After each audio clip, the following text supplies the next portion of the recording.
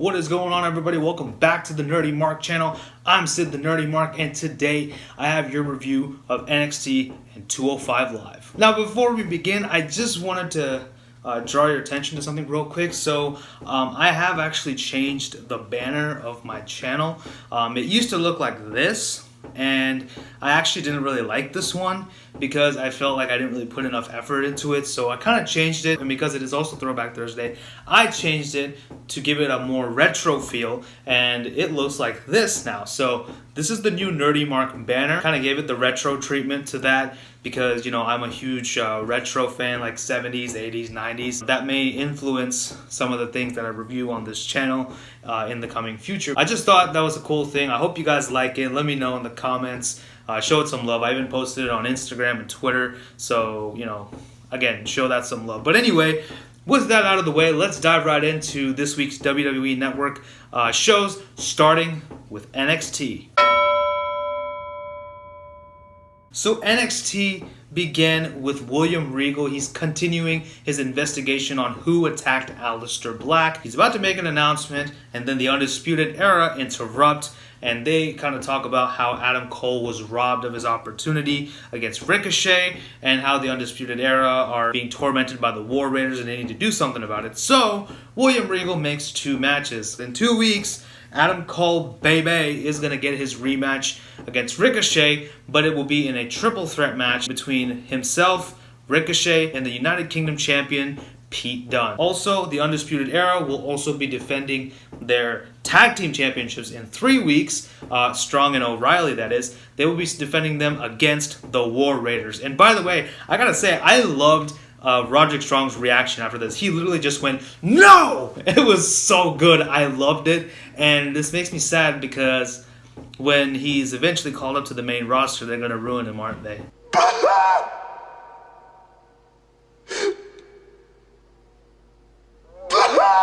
We then had Lars Sullivan returning to action, and as he tries to squash a jobber, EC3 interrupts, starts beating up on Lars Sullivan, so they're going to have a match next week. This is cool. I like it. I'm excited to see this match in the following episode of NXT. We then had the Mighty taking on Street Profits. I gotta say, this was a really good match. I enjoyed a lot of it. Street Profits, I gotta give it to them. They got over a plastic cup and a plastic chain.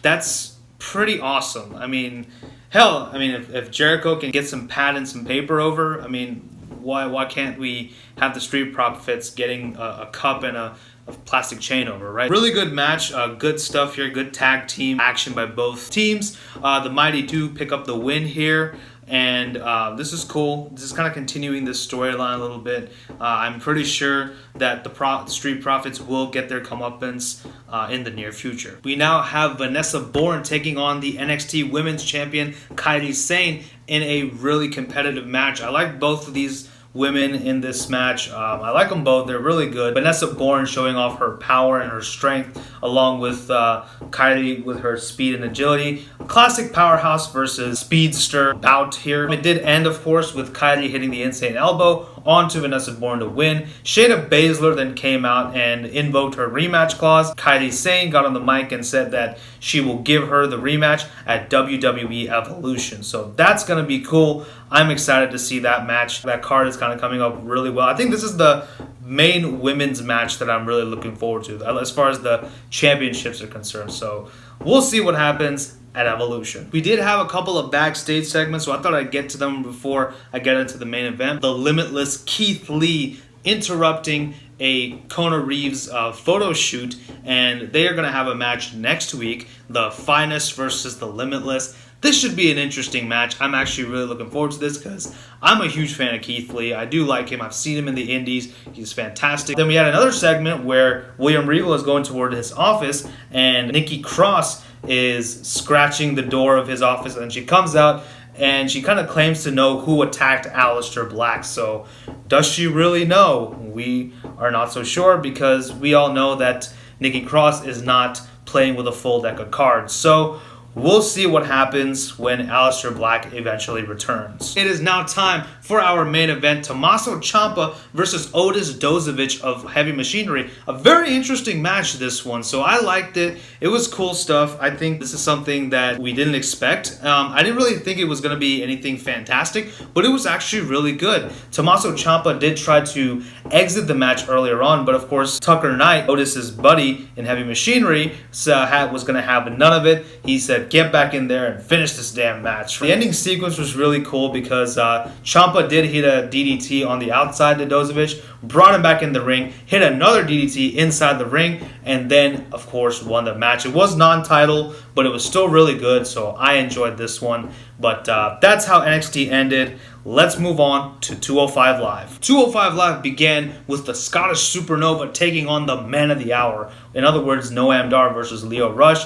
Fantastic bout between both these young gentlemen here. One thing I'll say about 205 Live, they really let their matches breathe. Really give it the time to develop and really kind of, come into fruition. So I have to appreciate that about 205 Live, and I feel so bad about missing it all these days. But now that I'm doing these reviews, I'll be watching more of it, so I'm excited. But it was good stuff. I really enjoyed everything about this match. Lio Rush running away from Noam Dar. Interestingly, he plays a babyface on Raw, but when he comes to 205 Live, he's a jackass heel. So that's interesting. But the match ended with finally Lio Rush hitting the final hour, I think it's called, off the top rope to win the match. So Lio Rush is officially 6-0. So obviously he has an undefeated streak going on. Now my question to you is, who would you like to see end Lio Rush's streak? Let me know in the comments below. The Brian Kendrick is up next, and he beats a jobber in 6 seconds,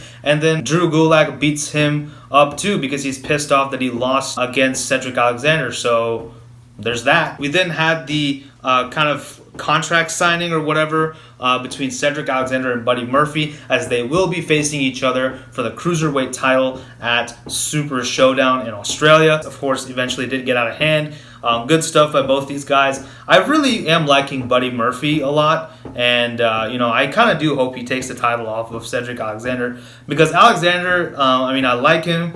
He was good as champion. I feel like there's really no personality to the guy. He's a good wrestler. He's got the muscles, all that good stuff. But, Buddy Murphy just has so much more to offer. So I really hope they put the title on him in Australia, especially since it is his home crowd. And I know hometown heroes usually lose, but I think we can go against the formula just for the 205 Live guys. It's now time for our main event, Hideo Itami versus Mustafa Ali, in an amazing match.